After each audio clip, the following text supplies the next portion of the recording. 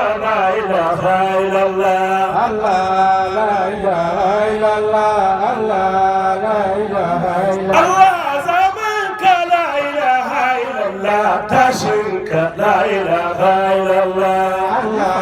لا إله إلا الله الله لا إله إلا الله الله زنتك لا إله إلا الله زمانك لا إله إلا الله الله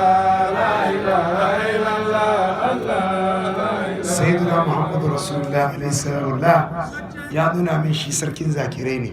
shi sa ne ma na biye mai أعوذ بالله من الشيطان الرجيم بسم الله الرحمن الرحيم الحمد لله رب العالمين والصلاة والسلام على من أرسل رحمة للعالمين نبينا محمد نبي الهدى والرحمة صلى الله عليه وعلى آله الطيبين الطاهرين وأصحابه الذين آمنوا به وأيدوه ونصروه واتبعوا النور الذي أنزل معه جعلني الله وإياكم في زمرتهم يوم لا ينفع مال ولا بنون إلا من أتى الله بقلب سليم على رأى سيدي مولاي السيد محمد المصري على نجابور التفيع الشيخ الحاج عبد الودود زعيم حركة التجارية على رأى نبض المعلمين بالقرآن الشيخ مالك عباس على ندموا مالكي جابورا مسلمي الله المتفنن الشيخ معاذ عبد الله معاذ يا babban malamin mu shugaba mai hasken zukata na sheikh malam gudu a jagule sarakunan mu na addini sarki sisawa manyan sarakuna da muke tare da ku yan uwa musulmi mazan ku da matan ku assalamu alaikum wa rahmatullahi ta'ala wa barakatuh muna yi wa Allah godiya sarki ne kowa ne komai da ya hada mu a wannan mazauni mai albarka mazauni na annabi Muhammad sallallahu alaihi wasallam ya ishe mu abin alfa'ari da za a tara mu nan gaban Allah kiyama a tambaye ku taron nan da kuka yi a lokaci kaza rana kaza me ya zamnar da ku sai mu ce Muhammadu Rasulullah sallallahu alaihi wasallam wannan kawai ya ishe mu abin alfahari ya tabbata cikin hadisi ingantacce ruwayan Muawiya ya ce wata rana mun zamna muna tattaunawa sai annabi Muhammad sallallahu alaihi wasallam ya fito sai ya ce da mu me ya zamnar da ku a wannan wuri sai muka ce da shi mun zamna ne muna ambaton Allah muna gode masa irin ni'iman da ya yi muna da ya ba mu kai a cikinmu annabi Muhammad sai ya ce da su na gama ku da Allah korarsi kawai zaman ambaton Allah da gode ma Allah domin ni annabi ina cikin ku suka ce wallahi ba abin da muke yi sai wannan mazon ya ce ban sa korarsi domin ina tuhuman ku ba jibril ya zo yanzu ya gaya mini ga wayansu bayi cikin masallaci Allah na alfahari da su sama to ka gani a shi zama don ambaton Allah da gode wa Allah don samun annabi Muhammadu zama ne na abin alfahari a wurin Allah madaukakin sarki kamar yadda kuka sani ga lokaci kuma ga abu ya same mu shine rashi da muka yi da marancin nan na ainihin uwa daga asakwari yanzu haka shehu yana wani albarkar zaman nan albarkar mai zaman nan albarkar masu albarka wanda ƙauyen Allah ya kai ta fadar annabi Muhammad sallallahu alaihi wasallam da dukkan mamata da muka rasa da iyaye mu dukkan baki daya shehu malam nazir Allah ya kara mishi daukaka Allah ya haskaka sha'anin shi kun gani da zu iska da ruwa ya fara zuwa malam ma'azu ya mana halin shi na waliyai a boye ya ce ba ruwan ta dakata shi mun shiga gida tukuna to kun ga ta dakata ko ba ta dakata kai ce ta dakata ba ku ganta zuwa ba yanzu kuma ina take kun ganta to kuma kan ku bari ta kuma yi yadda ba ta kama bai kamata ba tun da ta dakata to mu ba ta lokacin ta saboda haka ba za mu ja magana da yawa ba kun san irin zama da aka yi jiya ga kuma dattijo Malam Abbas duk da irin wannan abu da aka yi fama sati nan da ya wuce gaba ɗaya ba lokacin hutu kuma gashi kuma tare da mu don haka za mu takaita wannan magana abinda ake bukata an samu illa abinda zan dora a cikin bayanin malam Ma'azu Abdullahi Ma'az Allah ya saka maka da alheri na cewa a sallama mashehunai amma na kwarai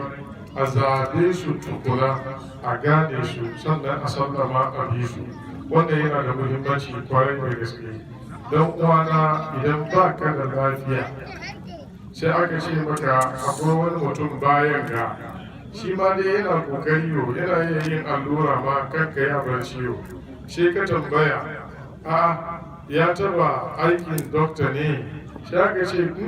baiwa dai ne Allah ya bashi ba Allah za ka ba za ka je ba saboda allura yana yiwa in yayi maka wani wuri ya kokowa ko ba haka nan ba sai aka ce amma yanzu da ka samu da ka bi bayan nan akwai wani specialist da yake kaza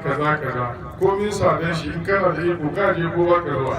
to gangan jikinka ba za ka doki ka ba wanda bai iya ba to ruhinka shi za ka doki ka ba wanda bai iya ba wanda shi ne halaka da yawa suka fada a ciki don haka al'umma annabi Muhammad sallallahu alaihi wasallam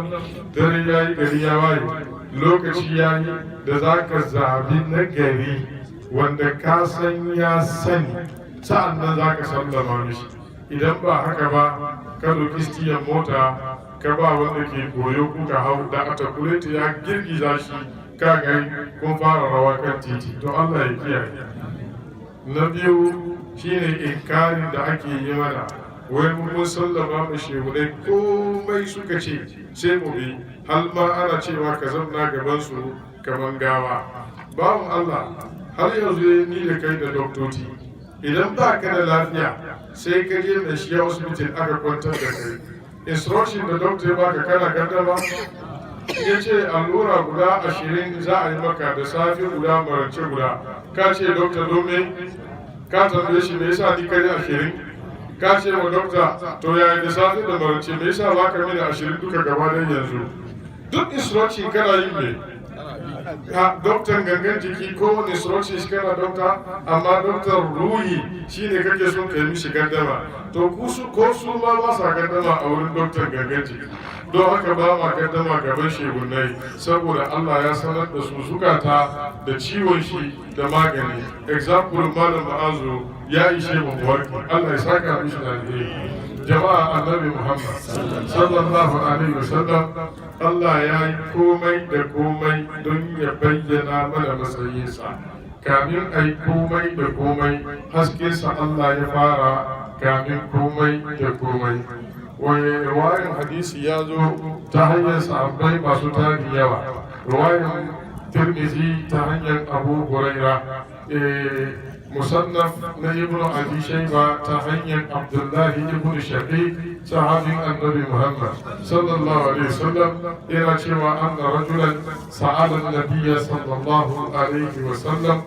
mata kunta nabiyyan wani mutum ya tambayi annabi muhammad sallallahu alaihi wasallam tun yaushe kake annabi sai ya ce wa munzu adamu bainal jasadi war ruh to annabi adamu yana gangan jiki da rai ni annabi ne in ji annabi Muhammad sallallahu alaihi wa sallam wannan shine lafazin da ya inganta wancan lafazin ne bata inganta ba amma magana ne mun bari saboda shi kenan ne a saya haka wannan ya ishe ka gane Muhammadu Rasulullah yana nan annabin Allah tun Adamu yana tsakanin gangan jiki da ruhi manzo Allah sallallahu alaihi wasallam da Allah ya ga daman bayyanar da shi a duniya sai ya ɗauki wannan haske nasa bayan ya kawa ta skalatin adam fa idza sawaituhu wa nafatu fihi min ruhi faqahu lahu sajidin wannan ruhi nan a wannan lokaci ya shiga ne tare da hasken nan na annabi Muhammad sallallahu alaihi wasallam a wannan sujada na wannan wuri girmamawa ne ga ruhi na Muhammadu Rasulullah sallallahu alaihi wasallam. Adamu daga ƙarshe an yi mishi mata, sun zamna aljanna, abin da ya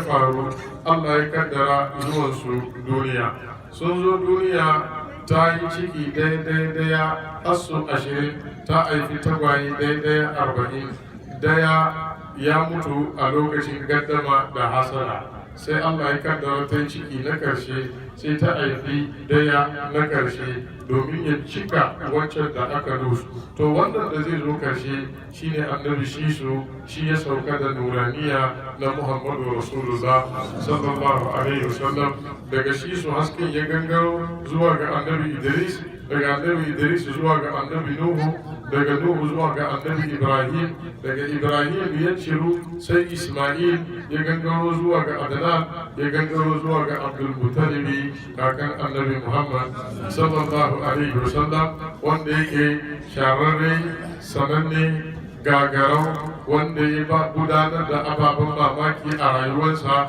a lokacin da yake tare da nuraniya na annabi Muhammad sallallahu alaihi wasallam, na tajdidin gina Zamzam, taimakon alazai, kai kawowa a cikin ainihin raya mutane Makka. Bal a wannan shekara da za a yi annabi Muhammad sallallahu alaihi wasallam, sarki Abrahata ya zo ya rusa Kaba, suka ga kuma ba su iya shi, kowa ya kama nashi yana gudu, ya zo ya kwashe musu dabbobi, ya kwashe musu rakunma. Abdul Muttalib sai ya tashi ya je tar da shi, ya tambaye shi, ya ce na zo kai mini karanci. Ya ce me ke damu kai? Ce ni ne Sayyidu Quraish. Abrahata yana gani zai ce don Allah ka baka ya kuri ka rusa gida ne na ibadar mu. A'a, sai ya kyale zance Kaba, ya ce ka kwashe min rakunma na, shi na zo ka karbi, na zo karba. Sai sarki Abrahata ya ce kai, da na ganka na girmama ka, ina zaton kana da cikakken hankali, amma da kai magana sai na rina ka. Ni da na zo mu rusa gida kamar Kaba, wanda yake shi ne sharaf, duk wani matsayi da daraja da komai da kuke da shi yana cikin Kaba ne. Baka zo kana maganar Kaba ba, ka zo kana maganar rakunma. Sai ya ce rakunma na wani Kaba kuma yana da shi. Yasa ni abin da yake nawa shi na zo tambaya, amma wannan gida akwai mai shi, kai da shi kun kawo sacan.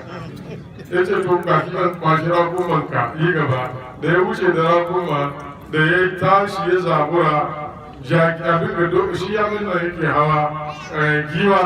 giwar sai ta juya, in ta fuskanci ta ba maka baya sai ta kwashi gudu, na juyo da ita ta fuskanci maka sai ta biya. Abin da ya gagara daga karshe da niyyar shi ya tabbata, ya samu al'azmu yanke lallai zai rusa Kaba, sai Allah ya yi maganin shi. Alam tara kaifa fa'ala rabbuka bi ashabil fil alam yaj'al kaydahum fi tadlil. An zuwa karshen wannan aya Allah ya yi maganin shi. Wannan waƙi'a ta faru da kwana 50 aka haifi annabi Muhammad sallallahu alaihi wa sallam. Wannan haske daga Abdul Muttalib zuwa ga Abdullahi, waƙi'an da ya faru Abdullah bayan ya zama samari, ya samu shekara 25, ya cika,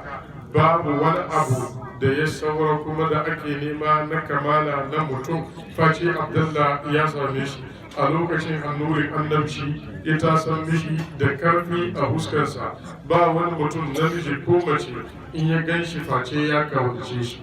Wannan lokaci baban ya ga kamar idan da ya kokari ya tare wannan hasken ba, yana yiwa hasari ya faru, sai ya doke shi zai je ya mishi mata. A hanya aka samu wata bauyan Allah, ba karuwa ba ce kamar yadda wayansu mutane ke faɗa. A'a, Qutaila ‘yar asali ce, tana da kakanni tare da annabi Muhammad, saboda Qutaila bintu Naufal ibn Asad ibn Abdul Uzza ibn Qusay ibn Kilabi, kakan annabi Muhammad sallallahu alaihi wa sallam. Ita ce ta nemi wannan bawan Allah Abdullah ya aure ta ba shi abin da aka fanshe ran shi da shi.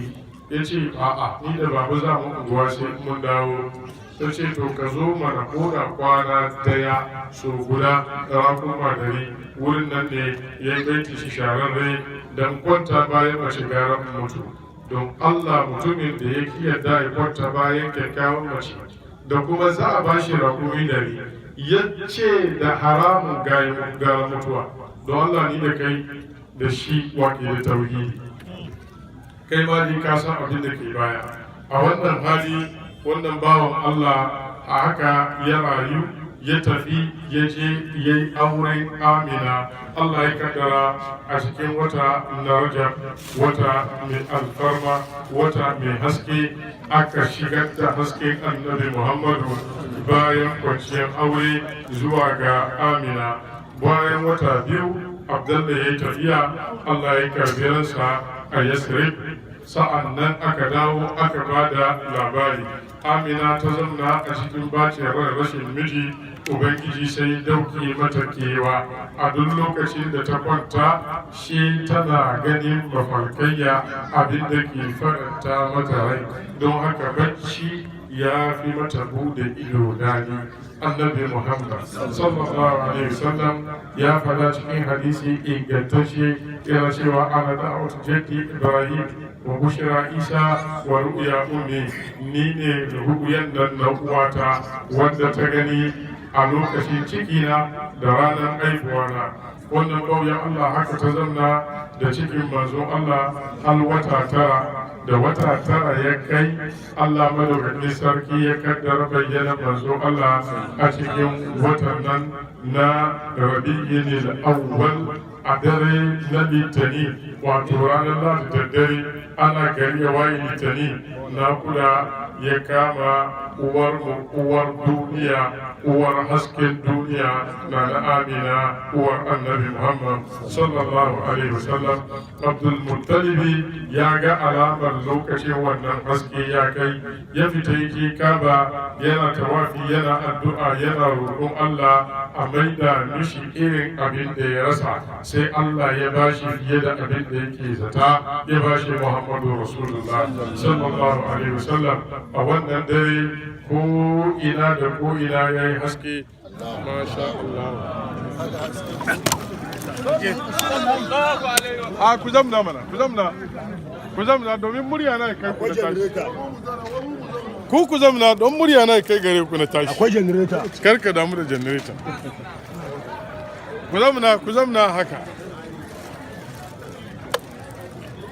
idan kuka yi silent murya na kai ku ana cikin wannan dare wannan bauyan Allah lokacin da alaman nakuda ya kamata sai sararin sama ya doki wani irin hado na haske taularai suka cika a sama suna rika sauka suna sauka hasken na zuwa to ga tauraron su sauko shi kenan mai haske ya dawo da haske shi sallallahu alaihi wasallam ana cikin wannan hali sai ta gan taurarai sun cika a sarari sama suka fara suna sauka a cikin dakin ta daya bayan daya wayanda Allah ya ba idon basira suna ganin saukan taurarai har a cikin su akwai shafa'u daga nisa tarka ganin alama ga inda taurarin ke sauka tana ganin to abin mamaki tun tana zato ba haka ba har dai ta tashi ta yi ta biyowa tana son ta zo ta ga inda taurarin suke saukowa da ta bibi za ta shigo sai ta zo ta tada dakin Amina uwar annabi Muhammad sallallahu alaihi wasallam a cikin dakin ta ne wa'annan haske yake bayyana ta iske ta tana nakura don haka ta samu falala na tarbon zuwan wannan shugaban duniya da lahira sayyidi wa sayyidukum maula yau maulakum Muhammadu Rasulullah bauyan Allah na tana cikin haka Allah madaukaki sarki sai ya yi mata kashafi ya ba ta karfin gani irin na annabi Muhammad sallallahu alaihi wasallam a cikin dakinta tana ganin mafita rana tana ganin mafarar rana an kafa tuta daya biyu na uku aka kafa shi bisa kan Kaba, sai aka sauko da wani farin kalle mai kama da silk yana tare da wani kore ai mishi design girin kamar steps ya fita daga sararin sama har zuwa cikin dakinta. A lokacin matan nan guda hudu suka shigo, na Hauwa uwar duniya ita ta zo ta zamna bayanta, ta doke ta dibiya bisa kan kirjinta, tana share mata zufanta, tana kwantar mata da hankali cewa mu muka zo mu yi muke unguwan zoma, za ki haifi shugaban halitta, shugaban duniya da lahira, wanda don shi aka yi komai da komai, don shi aka yi sama, aka yi kasa, aka yi ruwa, aka yi dabbobi, aka yi duk wani halitta, an yi ne don a gane annabi Muhammad sallallahu alaihi wasallam. A cikin haka sai ta samu wani firgita, aka shafi zuciyarta da ainihin kafada na mala'ika mai kamar susu, aka shayar da ita abin sha da ta samu kwanciyar hankali. Zuwa jin kadan sai aka bayyanar da wani haske cikin dakinta mai karfi, har ta kai ba ta ganin kowa bai ganin ta don sananin haske sai Muhammadu Rasulullah.